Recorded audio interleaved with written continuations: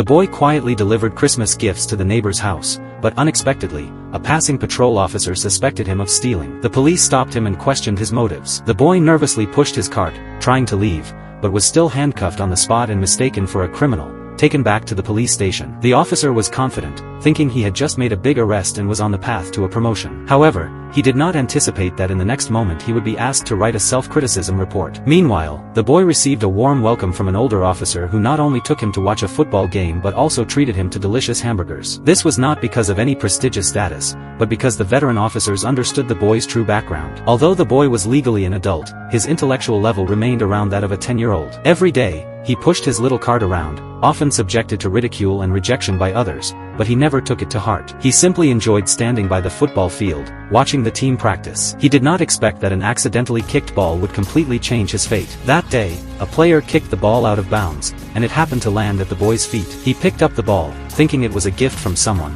happily preparing to leave. The player immediately informed the coach, but the coach only showed a faint smile because he had already noticed this endearing boy. The next day, the players locked the boy in a storage room and deliberately scared him for fun. Hearing faint crying from inside, the coach pushed the door open and found the boy tied up with his face full of fear and tension. The coach immediately comforted him. Once freed, the boy ran out crying. These burly athletes were bullying a mentally challenged person, which made the coach furious. He immediately punished them by making them run back and forth on the field from dawn until dusk, but he still felt he owed the boy a proper explanation. When the boy passed by the field again, the coach intended to apologize proactively, but to his surprise, the boy first returned the ball. I just want to tell you I'm sorry about what happened.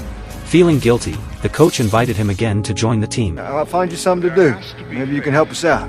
Although the boy did not respond immediately, the coach saw a longing in his eyes. To shorten the distance between them, the coach deliberately took out a bottle of water and had the assistant coach offer it to the boy. The boy instinctively took a few steps back, so the assistant placed the water in his cart and reassured him that there was no ill intent. Then the coach once again asked the boy to join the team and personally opened the gate to the field for him. The boy never said a word, quietly fiddling with the radio in the office. The coach did not pressure him for an answer but asked him to eat first before sending him home. Before leaving, the coach also gave the radio as a gift. The coach found the boy's mother and expressed his sincere wish to help her son, but she refused. She admitted that her son was not mentally disabled, only slower in thought and reaction than ordinary people. She feared he would be bullied again. However, when she saw the boy clutching the radio tightly with a rare smile on his face, she gently asked about his true feelings and realized the coach genuinely cared for her child. She then encouraged her son to follow his heart and do what he loved. In the end, the boy accepted the coach's invitation and bravely stepped onto the training field belonging to the players. The coach solemnly appointed him as his assistant and told the team members to treat him well. On the surface, everyone promised to be kind,